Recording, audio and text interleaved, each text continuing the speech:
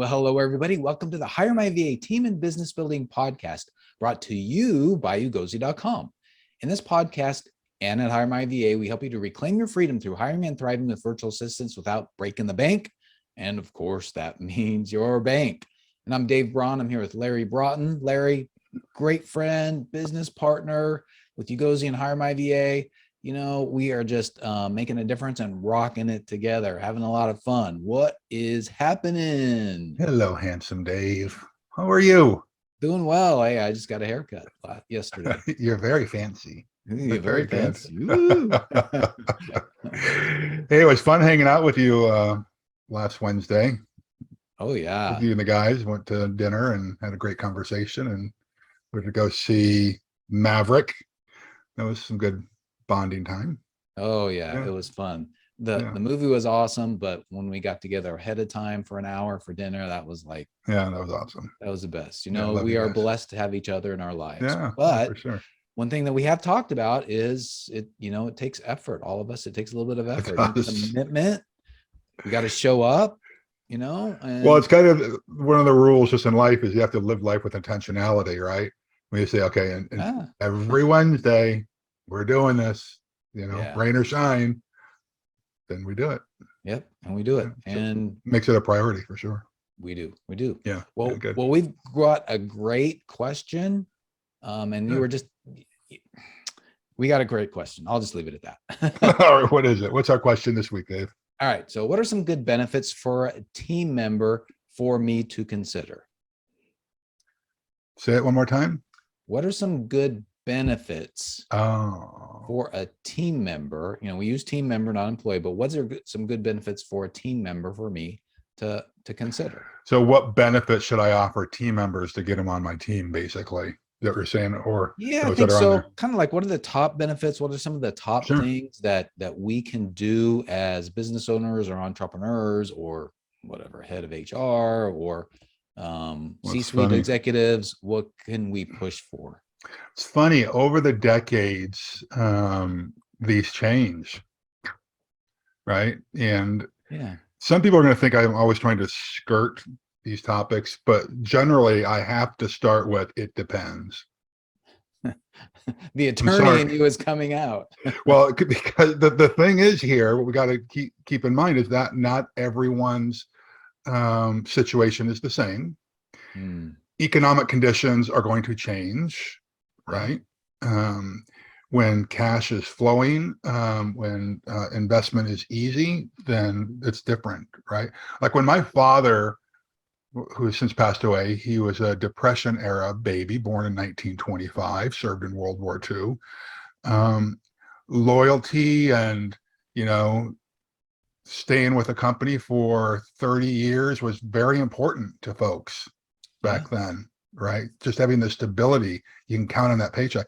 That's not the same as it is today, and as companies have we don't have pensions anymore, the companies that we work with. So there's not that incentive. There's the loyalty to people hasn't been there as much from the companies because just in our global economy, you just can't hardly do that anymore. Right. Yeah. Right. And most surveys show that people would prefer getting a sense of meaning from their work. So that's really important. But maybe what we ought to start with, Dave, is like, why the heck does this even matter? And then we can kind of jump into what are some actual benefits, right? Yeah. And I love how you say it depends, because it does depend, especially if you are hiring somebody from a different country or a culture, because it's a little bit different if you're hiring folks like with what we do with HireMyVA, people from the Philippines, what they want versus what somebody from the maybe the United States may want. Yeah, for sure. Now, so having decent benefits does a bunch of things. It helps you attract Rockstar team members. Word gets out on the street. There are online services now like Glassdoor, for instance, where people can go on and say, okay, well, what does this company offer for benefits? What's it like to really work there? Right. So it does attract other folks, or repels, depending on how good or how bad your benefits are. Right. I think about my son, Brian, who is he's a rock star. I mean, you know him really Yes, he well. is. Yes, he And is. when he's been searching for new positions, yeah, he looks at the position and the profile and all that kind of stuff, which is important. But at some point, he's going to go whoop to the benefits because he has a son and a wife and a mortgage and And those that's kind one of of the things, right? depends. Yeah. Yeah, it depends on where are you in your life Yeah. cycle. Where's your average team member in their life cycle, Yeah. right? Yeah. Because if you are a workforce of, let's say, mostly teenagers, and there are, think about Mm-hmm. the fast food industry, for Uh-huh. instance, right? At least when I was a kid or working there, the benefits were different than they might be if you're working for somebody where you've got a team of professionals and executives. Right. Okay. But I do think we ought to offer some tips once we kind of go through like why else is this important? Yeah. Well, being flexible and modifying benefits from time to time as economic conditions and your workforce changes is important to do.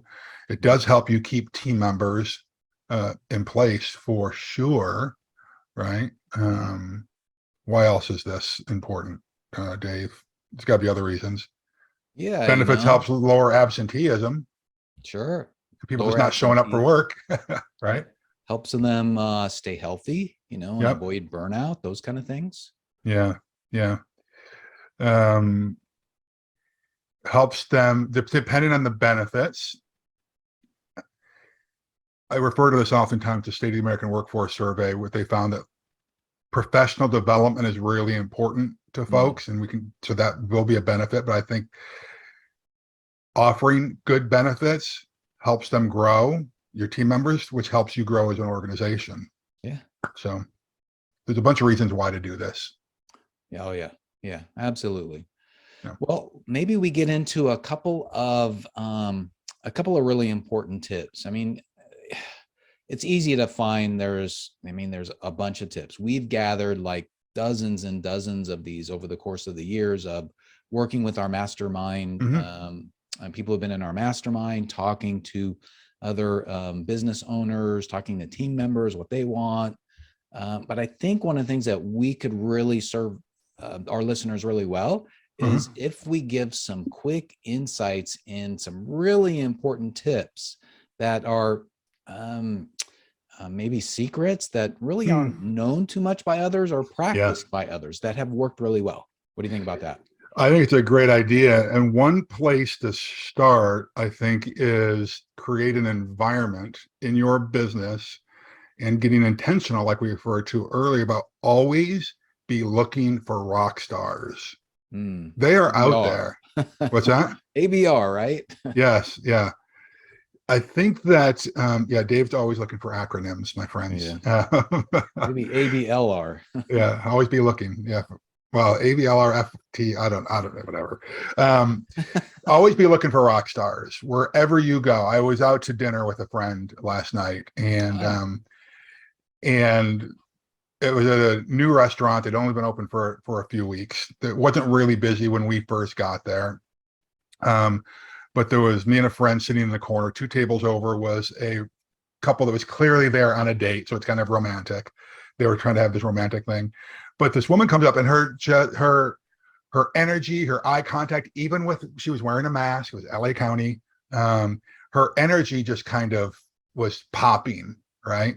And I was having banter with my friend there, and she kind of picked up on that. We were joking around with each other and picking on each other, and so she kind of, and then we were kind of picking on her a little bit because we could see like she'll play along here. She kind of gave us the same energy back, right? Yeah. Whenever she'd come to our table, her tone would change, her energy would change from when she was dealing with the romantic couple next door. If she took the energy she was dealing with us over to that romantic couple, or she brought that romantic energy over to our, it would have been weird, right? Yeah. And so I started watching her on all the tables, and I said to my friend, I said, dang, if I ever open up another restaurant or hotel here in LA, I'm going to come back and try to hire this woman away. She is so good, right? Now, I wasn't it wasn't a professional meeting I was out at last night, but I'm always looking for potential rock stars. Yeah. Right. And I think that we need to do that. And in your organization, you ought to set that culture as well. Right. Because once we realize that if we are hiring for motivation, integrity, and capacity first, we've talked about this in previous podcasts, look for motivation, integrity, and capacity before you ever look for the experience, because you can train them on everything else. If you see somebody who's got that, bring them into your organization, because everyone wants to be on a winning team. Yeah. Right. So if you got a team of rock stars and you start bringing in low performers, you're going to, like, everyone's going to be bummed out by that. Right. So I think we should start with that. Yeah, I think those are good. It reminds me of, as we've talked about in other podcasts about, I always compare stuff to sports. And, you think about, if you are building a championship team, you want to bring in definitely rock stars with the right attitude. Of If you course. bring in somebody to your team that people are like, he can't hit, he can't throw, he doesn't work hard. I mean, that's a demotivating thing to have for the rest of your team members. Yeah, for sure. So, if you have rock stars on your team, they want to work with other rock stars because they're looking to go somewhere, wherever you are wanting to go as an organization. And I think that leads to one of the most important tips as well, that we emphasize in our programs, but it's just not emphasized out there. I mean, when we're doing our white glove service at HireMyVA, several of the folks don't have anything like the tip of that we're going to give you is the vision, mission, and core values. They don't have those things. Yeah. And what's sad about this, Dave, is you're talking about, these team members and rock stars want more rock stars. That is a benefit. Yes. We as business owners need to be thinking about that, because there are a lot of businesses out there where there is this oppressive, dark, mediocrity is acceptable culture, and that is not a benefit. That is a detriment, and rock stars will go elsewhere. And I forget who it is that talks about that. A lot of folks do. A lot of these top gurus talk about that culture is king, right? It is really important. And again, it depends, but culture is very important. And culture is different for different organizations, right? Some want a very fun, upbeat, positive, lighthearted atmosphere, and that's the cultures. Others are a little bit more analytical and supportive. I mean, analytical and scientific is the word that's coming to mind. Like, I'm thinking about a lab, for instance. If you're working in a science lab, you're probably not going to be one where you see beach balls bouncing around, and and a lot of smoking and joking, right? Yeah. However, that environment, that atmosphere can be a benefit, right? I'm really getting into Alignable lately, and you have been as well, Dave. And if you folks have not found Alignable, I really encourage you to go over to Alignable and get your business on there. And it's not a social media platform. I don't want you to get confused that this is a social media platform. This is a small business owners networking platform, and it's business owners helping business owners. And there's a group on there that I'm in, and people were asking the question. It's basically a similar question, but they say, what are the top 3 benefits? And so I got into a discussion with folks on there, and a lot of people were starting out talking about, high compensation packages, like paying people a lot, paying people over market rates. And it's like, and I had to bite my tongue at first. I said, I got to get into the mix here, because many, many, many studies have shown that you can pay people 30% over market rates, but if it's a crappy work environment, productivity still plummets.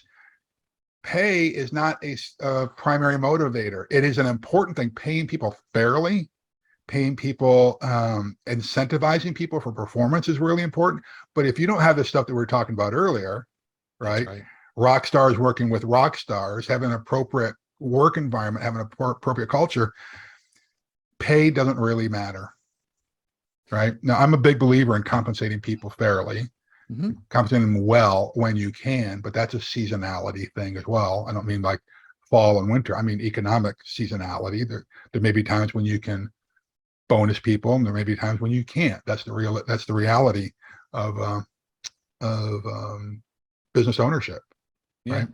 Yeah, I think anything in business, if you're trying to compete on price, if you think that is like the number one thing, you're going to be in trouble long term, because if you're competing so much on price, if you're hiring people, you're going to always have to raise the bar. Sure. raise your price, like you said, if you have a stinky culture, you're just going to get people who are there for the money, and you have to pay them more, but they're not going to be as productive like you talked about. But then if you're offering a product and you're going down, trying to be the low price leader, man, that's a tough place to be. Low priced leaders rarely win. Yeah. Rarely. It's really tough. It's Yeah. really tough. Yeah.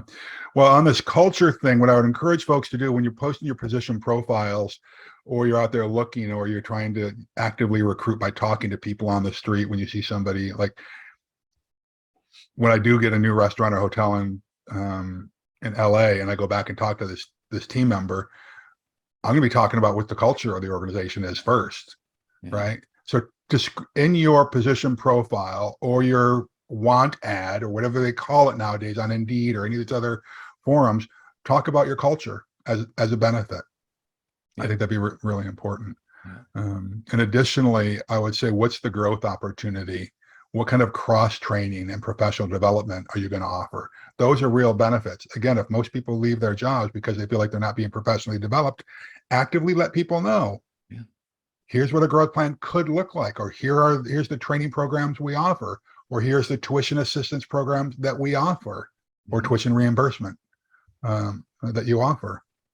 That I think would be really powerful if you want to attract Rockstar team members. And I think another thing that gets overlooked is the enthusiasm that you, as the CEO, has for the business. Yes. And if you're talking to people, this is part of setting up your culture, but you got to start watching your attitude, how you are talking to your team members, not just being positive and negative. That's not what I'm talking about. I'm talking about like coming in with energy and enthusiasm and excitement for what you're trying to accomplish. And so that relates again back to your vision. You got to create something that you're excited about. If you are excited about it, you will attract other people that will be excited about it as well. Yeah, I totally agree.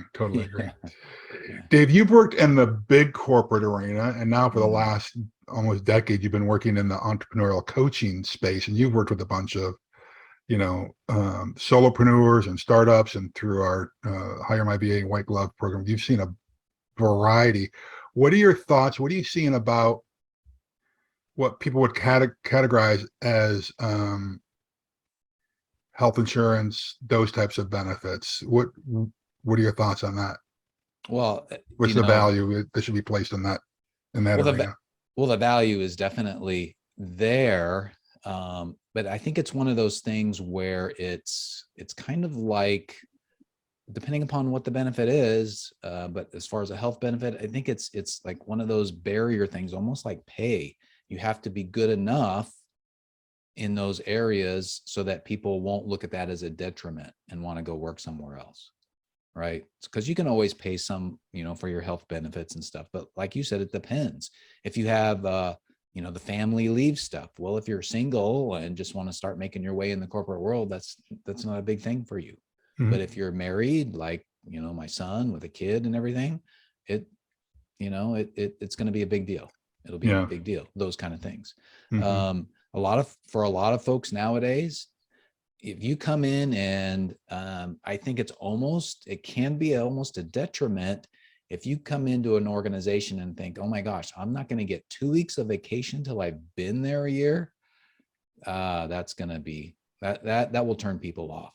You got to be a little bit more generous with your vacation, especially because people are, the younger generation, they're looking for like experiences, and they want more out of life than just a job. So those are the things in the corporate world. I mean, there's obviously there's educational reimbursement, those kind of things. I love that. But health wise, you just got to make sure you've got the vision, dental, and health for sure. Although I will say this, I see fewer and fewer businesses actually offering these things, right? Because there is access, like through federal and state health programs now, but there are a lot of options for individuals to purchase health insurance nowadays. So I do see some folks offering stipends so that people can go out and get it on their own if you don't want to let's say that you're small, you either have to join a group program, Mm-hmm. which can be costly, or just give the team members stipend. So they pick and choose what they want. Yeah, if you're a small business owner, a lot of times that's the best way to do it, is just say, hey, here's a pool of money, add it on your salary that you can use to get whatever benefits that you want. What I want to encourage our listeners and viewers, Dave, to keep in mind, though, is that vacation and time off is a health benefit. It's a Yes. mental health benefit. So offering PTO, X number of mental health days where you can take a mental health day without question, vacation days is so important. And it seems like I brought this up several times in the last few podcasts, so it must be important. That's on my mind right now is I share the story about where years ago at my former organization, I went to give a director of sales a raise. And she said, hey, I'd rather not have the raise because it'll put me into a different tax bracket because it was a sizable raise. She said, what I'd rather get is a couple more weeks of vacation a year. Yeah. And I said, absolutely. yep, you got it. Would rather have that. Yeah. Right. And so keep that in mind too. So that, as you say, time off and I guess you can require people, that they've got to take their vacation time. Right. So that they are healthy emotionally, physically, they're getting rest. So that's an important thing. So I do consider in my brain that time off is a health benefit. Right. But there's another theme there that you're talking about, is there's that flexibility. Yeah, of course. Right. Yeah. Being able to give extra vacation Uh-huh. or whatever that person is really important, whatever they need or is important to them, be willing to kind of, negotiate. There is one thing that I don't know if, once I say it, I think it's going to be obvious, but there's a benefit that you'll never see out there that is going to help people like crazy, and they will actually love. What's that? You ready? Drum roll. Company shutdown. So I was thinking that earlier as you were talking. Yeah. Yeah. So if we're talking about the same thing, but go ahead. I think so. Yeah. So going back to my corporate days, one of the things that we worked in semiconductor company, and right next door to us was, in the same building, was a fab. And so what they would do is they would shut the fab down, except for a few. What's a fab? things. A fabrication facility? Fabrication facility. Yeah. Mm-hmm. So they would shut the fabrication facility down to do maintenance, but they would be turning electricity on and off and all that. And people that would normally work like us, a 40-hour work week kind of thing, is we couldn't work. So they just said, everybody's going to take the same week off between like Christmas and New Year's or whatever it was. And it was they paid. Would take that was your vacation time. And it was paid. And the awesome thing about that, Larry, is, the detriment sometimes if you go on vacation and everybody else is working, you come back from vacation and you're like, oh my gosh, everybody's like 2 weeks ahead of me. How long does it take to get caught up? And you're almost more stressed when you get back. Yeah. But when there's this company shutdown where you keep the minimum amount of stuff there, you come back and then you're easy. It's easy to pick up where everybody else, where you've left off. There isn't everybody advancing ahead of you.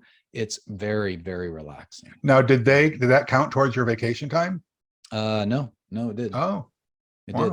Now, sometimes companies will say, hey, we're going to do a shutdown, but we're going to force you to use your vacation. Well, there are folks I do know, like I can't do that in the primary industries I'm in, which is hospitality, because restaurants and hotels are open 24 hours. Yeah, you can't do every day of the year, right? But I do know businesses that they know going into this, we close shop between whatever it is, Christmas and New Year's, and that's part of your vacation time.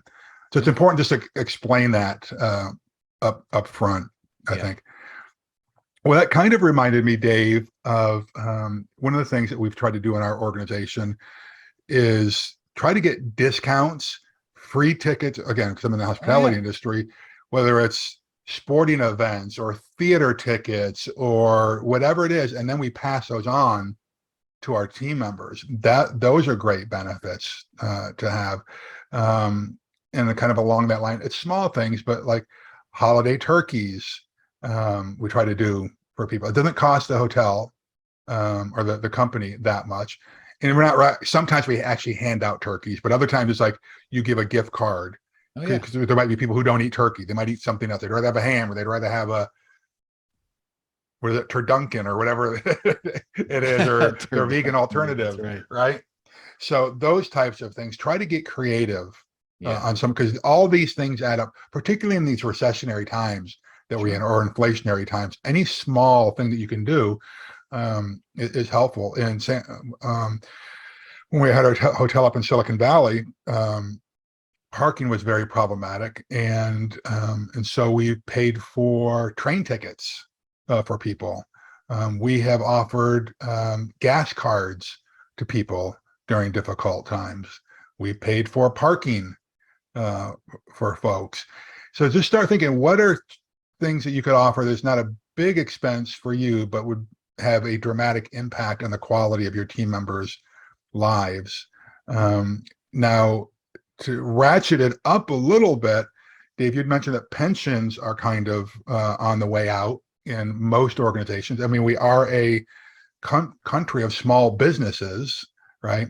But if there's a way to offer some kind of contributions towards an IRA or some kind of a retirement, that is helpful. And sometimes you can incentivize those, or you can base it on position in the organization, right? And the same thing with like company vehicles or stipend for vehicles or company phones. Those are important things to do, because, like, for instance, you can probably get a group phone plan cheaper than an individual can go out and buy phones, right, and have the plan, right? So you can pass that on. Mm-hmm. It might be less costly for you to actually lease a vehicle from your business for a traveling salesperson, for instance, or a regional operations person, than to be reimbursing them for their mileage and wear and tear on their vehicle. Yeah. It's going to take a little bit of research and cost benefit analysis, but those are great benefits as well. Yeah. Just to consider. Yeah. I mean, we could keep talking for another hour on all these things. Yeah. And one of the things that I wanted to mention, and we're going to be done here in a sec, I think, but one of the things that I want to mention that occurred to me is maybe a strategy to keep in your mind is, if you have rock stars on your team, let's hope you do, like we do on our team. Part of your strategy has got to be, you want to keep your rock stars from even wanting to like go out there and look. Yes. See what else is out. How do you do that? Yeah. Yeah, you do all of these things that we talked about, right? So they're so satisfied with where they're at, then they're busy working, they're busy with their lives, and they're not even like looking at the next job board, or somebody approaches them with an offer, they're like, man, I'm not really interested, I'm very satisfied where I'm at. I'm really moving forward at where I'm at. I love my business. Yeah. You really want if you have true rock stars, you want them to have the attitude of like, I want to retire with your company. Yes. Yeah. That's so important. So important. And I think, Dave, when we get it in our minds that as leaders, and I'm not talking about just a business owner at this point, as leaders, our job is to help anyone that is in our care to become a better version of themselves. And you're not just caring for the professional, you're caring for them as a human. Having benefits like, and this is kind of, I don't know, it might not seem like a benefit, like your community involvement as an organization. I can tell you that when we would do our community impact programs, like where we go out and actually serve the community, doing a variety of, whether it's, working at a food bank or whatever it is, our team members love that, because there's an opportunity to join forces, serve while they're getting paid, right? And it's a break away from the business, and they just felt better about themselves, right? That was always important. So having a clear vision of who you are as an organization that says, hey, this is who we are, I think is, I don't know, people feel good about it. When they feel good about the organization, they feel good about themselves, they perform better. It's just, I think it's really important. And then I would say an add on to that is, you as the team leader or the C-suite executive or the CEO, you may think that you are living out your vision and your mission and your core values, that you are actually doing that, but you may be deceiving yourself as well. So it's good to talk to a couple of team members that you love and trust, to see, Are you really doing that? Yeah. Yeah. Yeah.